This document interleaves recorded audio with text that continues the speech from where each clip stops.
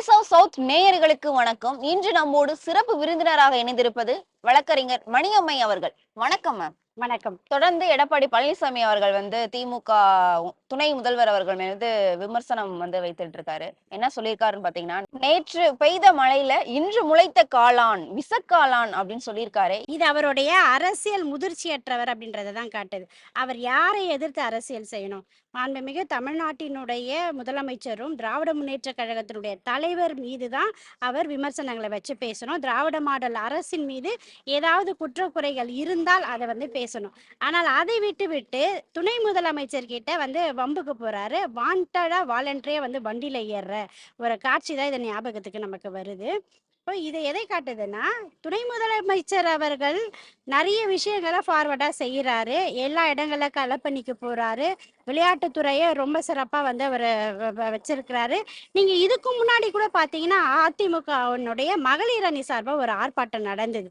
அதுவுமே துணை முதலமைச்சருடைய அறிக்கையை பேஸ் பண்ணி தான் அவர்களுடைய மகளிர் அணி செயலாளர்கள்லாம் திருவாய் மலர்ந்து ரொம்ப அழகா எப்படி பேசணுமோ அப்படியெல்லாம் பேசக்கூடாத வார்த்தைகள்லாம் பேசினாங்க. அதை நம்ம பார்த்தோம். அப்போ அதிமுக இப்போதாவது விழிச்சுக்கிச்சு அப்படின்ற ஒரு எண்ணம் வந்துச்சு. நான் கூட கலைஞர் செய்திகள்ல கூட இதை பதிவு செஞ்சேன். இப்போ துணை முதலமைச்சரை ஒரு விஷச்செடி விஷ காளான் அப்படின்னு சொல்றதுக்கு நாம் பதில் சொல்வதை விட துணை முதல்வரே பதில் சொல்லியிருக்கிறார். ஆரிய அடிவருடிகள் அப்படின்னு சொல்லியிருக்கிறார். இது உண்மையிலே பெரியாருடைய வார்த்தை. இது அவரோட டெக்ஸ்ட்ல நம்ம படிச்சா தெரியும். அப்போ நீங்க இந்த ஆரியத்திற்கு துணை போகக்கூடிய ஒரு அடிவருடியா தான் நீங்க இருக்கீங்க அப்படின்றத சொல்லியிருக்கிறாரு.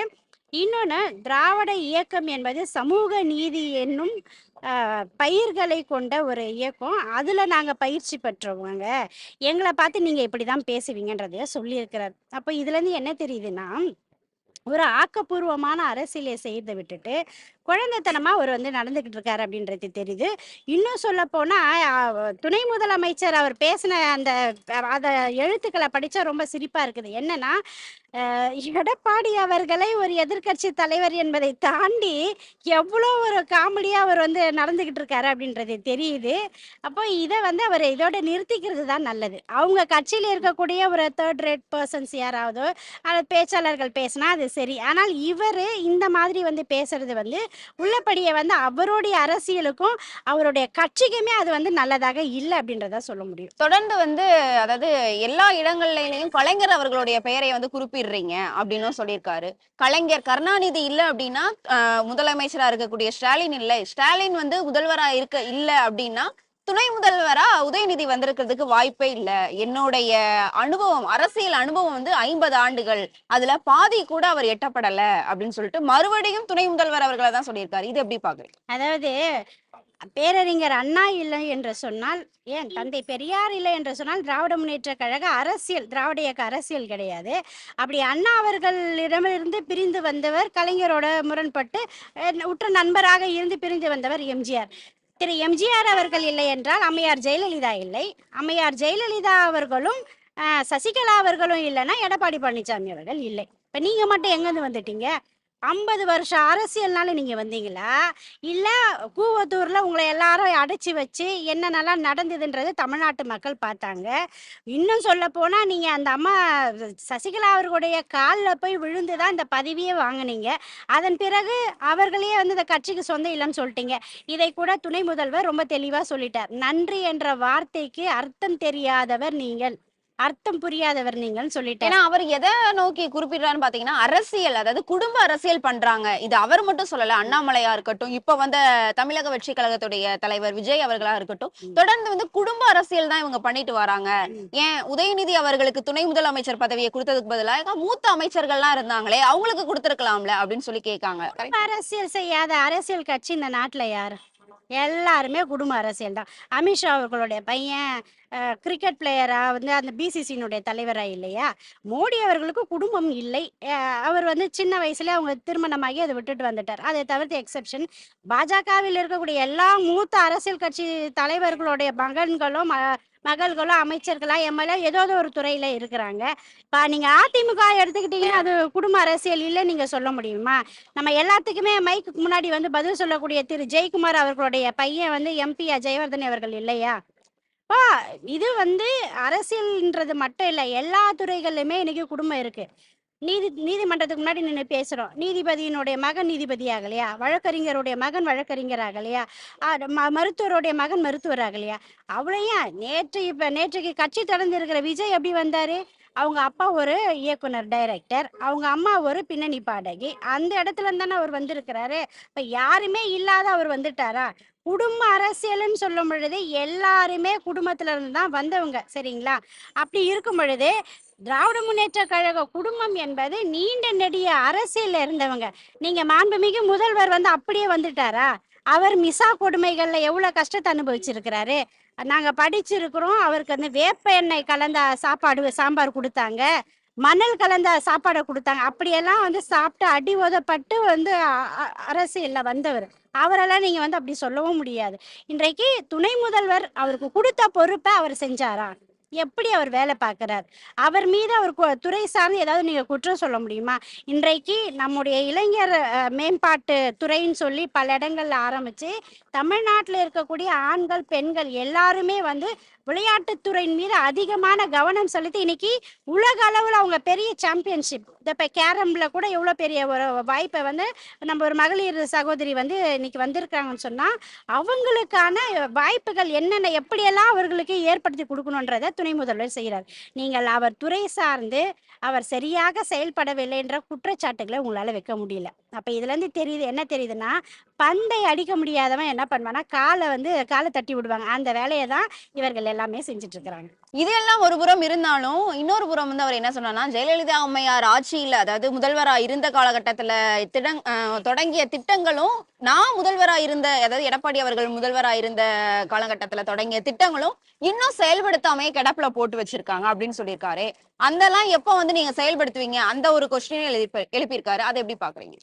அவங்களுடைய ஆட்சி காலகட்டத்தில் தொடங்கப்பட்ட திட்டங்கள்ல இவர் ஆட்சி திரு எடப்பாடி பழனிசாமி அவர்கள் ஆட்சி காலத்திலே செயல்படுத்த முடியல. நீங்க வந்து தாலிக்கு தங்கன்ற அந்த திட்டமா இருந்தாலும் சரி, மடிக்கணினி திட்டமா இருந்தாலும் சரி, சைக்கிள் கொடுக்குற திட்டமா இருந்தாலும் சரி, ஏன் அம்மா உணவகம் திட்டங்களாவே இருந்தாலும் சரி, அது அம்மையார் ஜெயலலிதா ஆட்சி காலகட்டத்தில் எப்படி ஒரு எஃபெக்டிவா இருந்துச்சோ அது அவருடைய ஆட்சி காலகட்டத்தில் இல்லை. அப்படி இல்லாத பட்சத்தில் நீங்க அதை பேசுறீங்க. உங்களுடைய ஆட்சி காலகட்டத்தில் செயல்படுத்தப்பட உங்களாலேயே முடியாத பட்சத்துல இன்னைக்கு வந்து செய்யல நீங்க எப்படி சொல்ல முடியும்? நீங்க வந்து அதை சிறப்பா செஞ்சிருந்தா ஒரு கேள்வி கேட்கலாம். ஆனாலும் இன்னைக்கு அம்மா உணவு திட்டம் வந்து எல்லா இடங்கள்ல இருந்து இருக்கு அம்மா உணவகம். இந்த மழை காலகட்டங்கள்ல பல பகுதிகளில் அந்த அம்மா உணவகத்துல அது வந்து பயன்படுத்தப்பட்டு நிறைய பேர் சாப்பிட்டாங்கன்ற விஷயம் எல்லாம் நம்ம பார்க்க தான் செய்யறோம். இது ஒரு அரசியல் காழ்ப்புணர்ச்சிக்காக பேசுறாரு. நீங்க வந்து பாத்தீங்கன்னா முதல்வர் அவர்கள் தொடங்கிய பல திட்டங்கள் வெற்றி அடைஞ்சிருக்கு. இன்றைக்கு வந்து பெண்களுக்கான அந்த திட்டம் ராமாமிர்தம் அம்மையார் பேர்ல தொடங்கப்பட்ட புதுமை பெண் திட்டம் பாத்தீங்கன்னா எவ்வளவு பெரிய ஒரு வளர்ச்சி அடைஞ்சிருக்கு. இந்த 1000 ரூபாய் நிதி கொடுக்கறதுனால நிறைய பெண்கள் வந்து படிக்கிறதுக்கு முன் வராங்கன்னு சொல்லி இன்னைக்கு ஹிந்து நாளிதழ் கூட பாராட்டி இருக்கிறது. ஏதோ முரசொலியோ விடுதலை தீக்கதிர் போன்ற கட்சி பத்திரிகைகள் பாராட்ட இல்லை. ஒரு பொதுவாக படிக்கக்கூடிய சொல்லப்படக்கூடிய பத்திரிகைகளை இன்னைக்கு பாராட்டுதுன்னு சொன்னா இப்ப இவ்வளவு பாராட்டுகளுக்கு வந்து இந்த அரசாங்கம் பல திட்டங்களை திராவிட மாடல் அரசு கொடுக்கும் பொழுது ஏதாவது ஒரு குற்றச்சாட்டு வைக்கணும் அப்படின்னு சொல்லும் பொழுது அவங்களை தேடி பாக்குறாங்க. எதுவும் கிடைக்கல. கடைசியில இதையாவது சொல்லுன்னு பார்த்தா அங்கேயும் பல்பு வாங்குறாரு பழனிசாமி. ஏன்னா அவரோட ஆட்சி காலகட்டத்துல அவங்களோட திட்டங்களை செயல்படுத்தல. அது மட்டும் இல்ல, விஜய் அவர்கள் வந்து விஜய் மாநாட்டுல வந்து அதிமுகவை விமர்சிக்கல. திமுக, பாஜக, நாம் தமிழர் கட்சி அவங்களதான் விமர்சித்தாங்களே தவிர அதிமுக விமர்சிக்கல. ஒருவேளை அதாவது மறைமுகமா கூட்டணி வைக்கிறதுக்கு வாய்ப்பு இருக்குன்னு சொல்லிட்டு பல விமர்சகர்கள் வந்து சொல்லிட்டு இருந்தாங்க.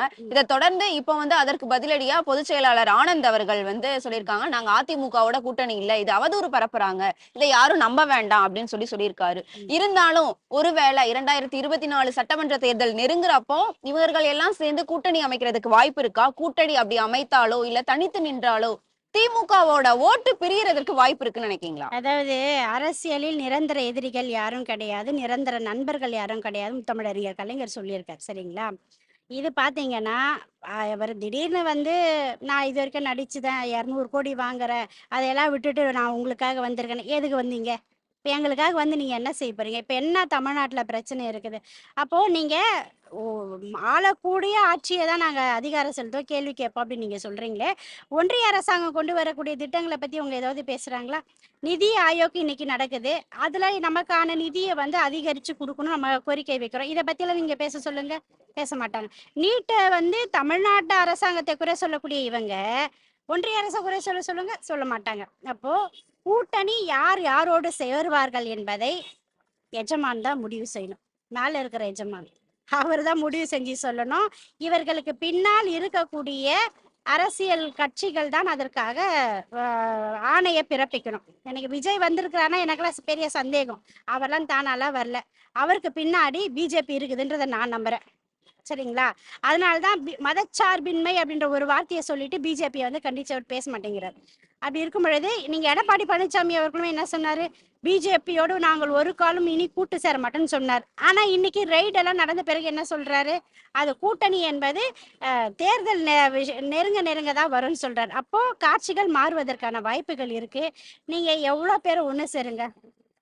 விஜய் அதிமுகவோட ஒன்று சேர்ந்தால் அது திமுகவுக்கு தான் பலமாக அமையும். அதனால வந்து நாம் செய்திருக்கக்கூடிய திட்டங்கள் சாதனைகள் ஏராளமா இருக்கு. அதை நாம் மக்களிடம் சரியாக கொண்டு போய் சேர்த்து பரப்புரை செய்ய வேண்டும். முதலமைச்சருக்கு துணை நிற்கணும். இதுதான் நம்ம செய்ய வேண்டிய வேலை. நாம் தமிழர் கட்சியின் தலைமை ஒருங்கிணைப்பாளர் சீமான் அவர்கள் திருச்சியில இன்று பத்திரிகையாளர்கள் சந்திப்புல திமுகவும் பாஜகவும் நேரடி இணைப்புல இருக்காங்கன்னு சொல்லியிருக்காங்க. ஏன்னா இதற்கு முன்னாடி ஜெயலலிதா அம்மையாருடைய நினைவு நாணயம் வெளியீட்டு விழாவுக்கு அதிமுக வந்து பாஜகவை அழைத்தப்ப பாஜக வரல. அப்ப வந்து இருவரும் கூட்டணியில இருந்தாங்க. இப்போ திமுகவும் பாஜகவும் கூட்டணியில இல்லாத நிலையில கருணாநிதி அவர்களுடைய நாணய வெளியீட்டு விழாவுக்கு பாஜக வந்தது ஏன் அப்படின்னு ஒரு கேள்வி எழுப்பியிருக்காங்க. அந்த கேள்விக்கு இணைக்க அவரே வந்து ஒரு பதில் சொல்லியிருக்காரு. என்னன்னா இவங்க வந்து நேரடியா இணைப்புல இருக்காங்க அப்படின்னு சொல்லியிருக்காரு. இது எப்படி பாக்க? நேரடியா இணைப்புல இருக்குதுன்னு சொல்லிட்டாலே அது ஒன்றும் பிரச்சனை இல்லை. மறைமுக இணைப்புல இருக்கிறான்னு சொன்னா நம்ம பெரிய பதில் சொல்லணும். இன்னொன்னு தமிழ்நாட்டை பொறுத்த வரைக்கும் அரசியல் மாற்றம்ன்றது வந்திருக்குது. எப்படின்னா நீங்க அம்மையார் ஜெயலலிதா அவர்கள் படுக்கையில இருந்த பொழுது உடல்நல குறைவு இருந்த சமயத்திலே வந்து முதலமைச்சர் பார்க்க வேண்டும் அதாவது அன்றைய நம்மளுடைய தளபதி அவர்கள் பார்க்கணும் அப்படின்ற ஒரு இடம் இருந்துச்சு. அதன் பிறகு அவங்க மறைந்த பிறகு என்ன பண்ணாங்க, எல்லாரும் போய் பார்த்தாங்க. கனிமொழி அவர்கள்லாம் கூட போய் பார்த்தாங்க, நமக்கு தெரியும். அதே போல கலைஞர் அவர்கள் உடல்நல குறைவா இருக்கும் பொழுது திரு ஜெயக்குமார் அவர்கள் வந்தார். ஏன்னா இந்த அரசியல் மாற்றம்ன்றது நிகழ்வுகள் வந்து நடந்தது. அப்படி இருக்கும் பொழுது ஒரு பொது நிகழ்ச்சியில எல்லாருக்குமே நோட்டீஸ் போகும். இன்னும் சொல்ல போனா பாஜகவினுடைய தலைமைக்குமே வந்து அந்த நோட்டீஸ் போகும். வராதா உங்களுடைய விருப்பம். அப்ப நம்ம இன்விடேஷன் கொடுத்துருக்கோம், அவங்க வந்திருக்காங்க. ஜஸ்ட் அவ்வளவுதான். இதெல்லாம் ஒன்றும் பெரிய விஷயமா வந்து நேரடி தொடர்பு பதில இவர் பேசவே கூடாது முதல்ல சீமான் அண்ணன். அப்படி இருக்கும் பொழுது நீங்க டெல்லியில நீங்க பாத்தீங்கன்னா நம்மளோட எம்பிக்கள்லாம் வந்து நல்லா தான் பேசுவாங்க, ஒன்னாதான் வந்து காஃபி ஷாப்ல டீ குடிப்பாங்க, அதெல்லாம் நடக்கும். அதனால நீங்க பேசுறது பழகிறத வச்சு கூட்டணி முடிவை எடுக்க முடியாது. ரொம்ப ஆணித்தரமாக இந்த இந்தியா கூட்டணியை உருவாக்குனது அடித்தளமே வந்து திமுக தான். முதலமைச்சர் தான் அதுக்கான அடித்தளத்தை ஏற்படுத்தி கொடுத்தார். இன்னைக்கும் இந்த கூட்டணி வந்து பயணம் செய்கிறது. இன்னும் அடுத்த தேர்தலையும் இந்த கூட்டணி வந்து பயணம் செய்யலாம். அதுல எந்த விதமான மாற்று கருத்தும் கிடையாது. ஏதாச்சும் நம்ம தமிழ்நாட்டை பொறுத்த வரைக்கும் பாஜக எதிர்ப்பு அதிகமா இருக்கிறதுனால அதை வந்து திமுகவோட லிங்க் பண்ணி அதுல ஏதாச்சும் நம்ம வந்து லாபம் தேடிக்கலாமா அப்படின்னு சொல்லி பாக்குறாரு இவரு. அதனால வந்து இவருடைய கருத்தெல்லாம் எடுபடாது. நேரடியா மறைமுகமான தொடர்புல இருந்தாதான் தவறு. நேரடியா தொடர்புல இருந்தா இந்த தப்புமே கிடையாது. பல கேள்விகளுக்கு விளக்கமாகவும் தெளிவாகவும் விடையளித்து நேர்காணல் கொடுத்தமைக்கு நன்றி மேடம். நன்றி.